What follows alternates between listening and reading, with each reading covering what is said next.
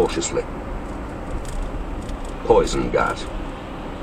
The attractions were obvious. The place was difficult to bomb, the stream was fast-flowing, and they needed that for the effluent. The village was small, and they could chuck out anyone they didn't like. All right? All right. Bradfield had taken out his pen and was writing down key points as Turner spoke. Turner could see the numbers down the left side, and he thought, what difference does it make about the numbers?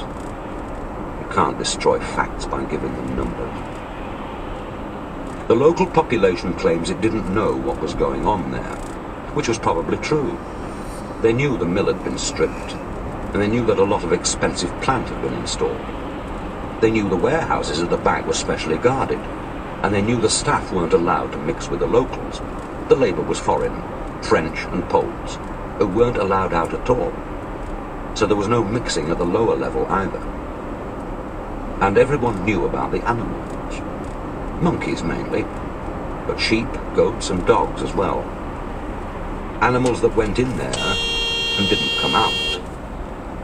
There's a record of a local Gauleiter receiving letters of complaint from animal lovers. He looked at Bradfield in wonder. He worked down there night after night, putting it all together. He had no business down there. The basement archive has been out of bounds for many years. He had business there, all right. Bradfield was writing on his pad. 2 months before the end of the war, the factory was destroyed by the British. Pinpoint bombing. The explosion was enormous. The place was wiped out, and the village with it. The foreign labourers were killed. They say the sound of the blast carried miles. There was so much went up with it. Bradfield's pen sped across the paper. At the time of the bombing, Carfelt was at home in Essen. There's no doubt of that at all. He says he was burying his mother. She'd been killed in an air raid. Well, he was in Essen, all right. But he wasn't burying his mother.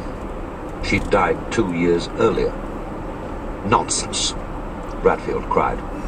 The press would long ago. There's a photostat of the original death certificate on the file, Turner said evenly. I'm not able to say what the new one looks like, nor who faked it for him, though I should think we could both guess without rupturing our imaginations. Bradfield glanced at him with appreciation.